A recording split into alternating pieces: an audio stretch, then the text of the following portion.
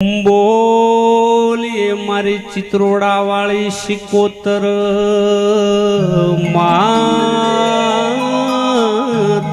જય।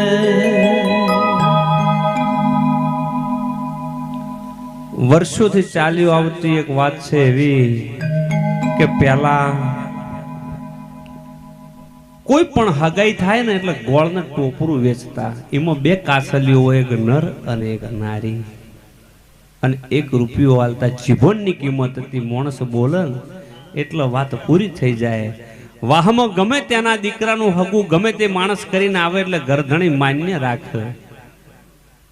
પેલા કરી હગું હગ પણ પછી જોતા ને અત્યારે જોઈને કરીને ફરી જોય। સમય કેવો આવ્યો છે એટલે એ સમયમાં લગન આવે ને, જાણે દીકરીનું લગન લખે એટલે એક શ્રીફળ હોય, એમાં થોડા ઘઉં હોય, એમાં 7 પડીકો હોય, 1% હોય અથવા 7% હોય, અને એ વેવાઈના ઘેર મોકલતા કે એ મારા હગા, તારા ઘેર વેત ના હોય તો હું ઘઉં મોકલું છું, ટકો મોકલું છું, ગોળ મોય મેલું છું, તે રાબ કરીને પાજે, પણ તારી આબરૂ નહીં જવા દઈએ અમે। એટલે અમે તારા ઘેર આવો ને મારા માણસો એટલે જમાડજે, ને વેવાઈ એવો હોય થોડા ઘઉં અંભોરીને પાછા મોકલે, અમે તમારા ઘેર જોન લઈને આવવાના છે। એટલે મારા હગા, એ મારા વેવાઈ, તારું ને મારું 100 વર્ષનું હગ પણ છે, ગોળ ટોપરું ખાઈને આપણે વેવાઈ બન્યા છે, એટલે કોઈ દાડો તારી આબરૂ હું નહીં જવા દઉં।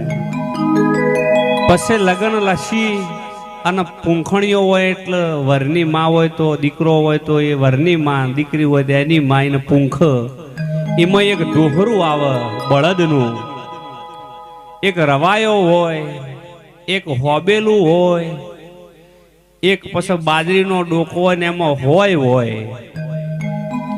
જે ઋષિ મુનિઓએ આગળ આપણા વડવોએ જે કર્યું છે ને, બહુ સરસ કર્યું છે। એ જમાનામાં ટેકનોલોજી નથી, પણ એમને કેટલું વિચારીને કર્યું છે, તમે વિચાર કરો।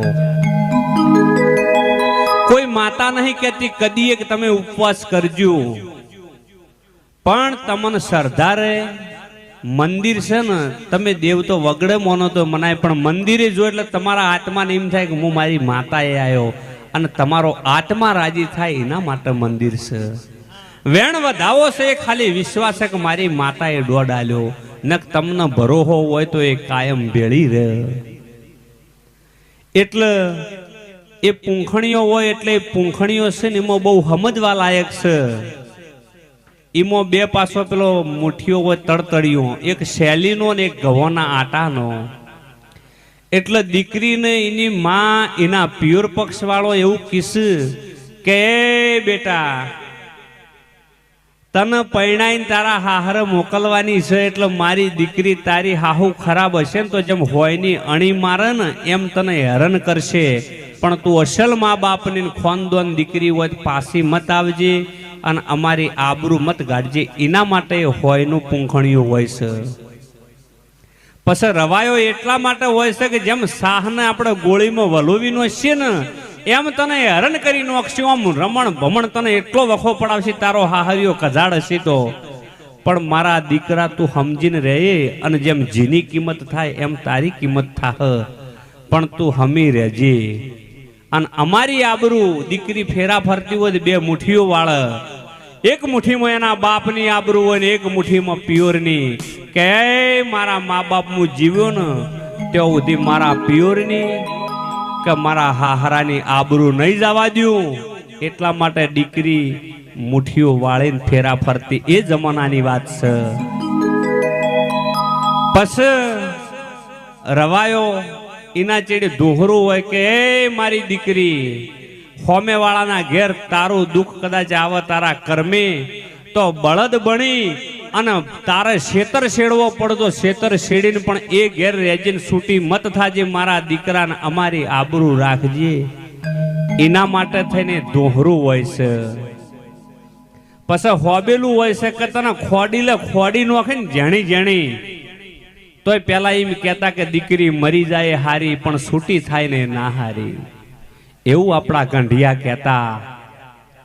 એટલે તને ખોડી નાખશે મારા દીકરા, પણ તું અસલ ખાનદાનની દીકરી હોય તો છૂટી મત થાજે. પસ ગવોનો તરતડિયો હોય એ ફેરવ કજો આ બોજી મુઠ્ઠી લાખની, અને આટલા બધા વચનો તમને બોધ્યો છે, અને હળી મળીને રહેજો. અને કદાચ ના રહો તો આ શૈલીનું તરતડિયું નોખવામાં આવે, ખબર છે? એટલે નોખો એટલે ફેદાઈ જાય.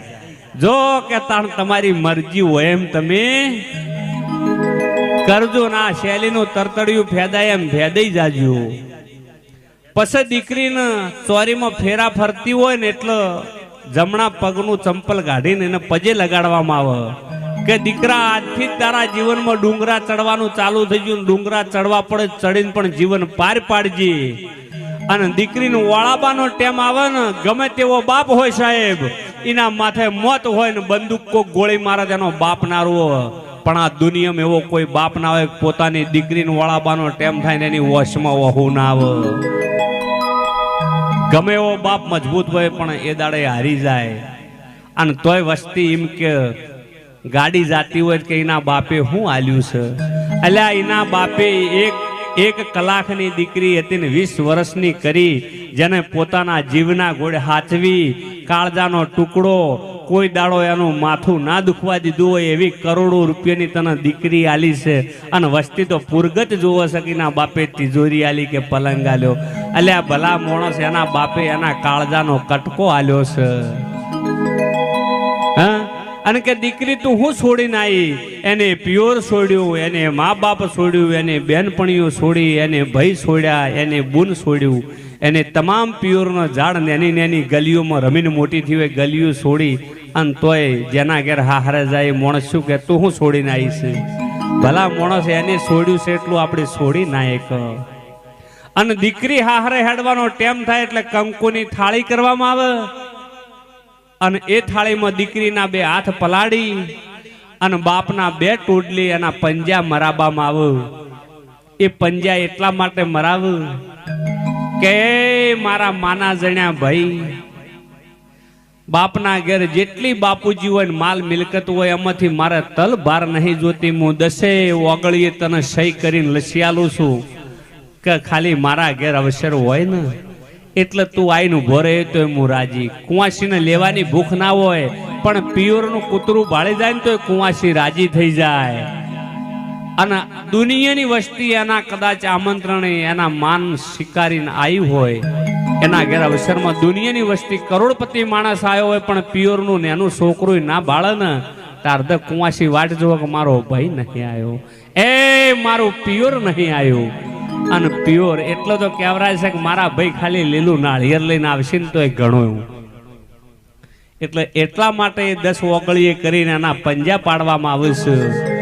અને એ જમાનાની વાત છે કે બળદગાડું હોય, કદાચ હેડતા જવાનું હોય અને દીકરી શરમાળ હોય એટલે તરહ લાગે કોઈના પાસે પોણી ના માજીએ કે એટલે ટોપરું ફોડી ગોમના ગોદરે અને એના ખોળામાં ટોપરું આલવામાં આવે કે જો મારા દીકરા તને તરહ લાગે ને તો આ ટોપરાની કળી તારા મૂઢા મિલજે, અમી રહે તને તરહ નહીં લાગે.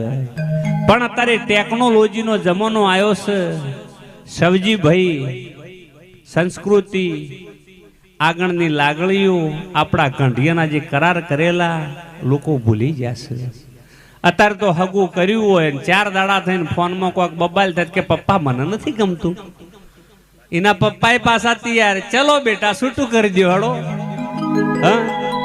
ન કે પેલા દીકરી ગમે એવું દુઃખ હોય ને તો પિયોરમાં ના કહેતી કે હું કહે તો મારો મા બાપ મારી ચિંતા કરશે. એવી સમજણી દીકરીઓ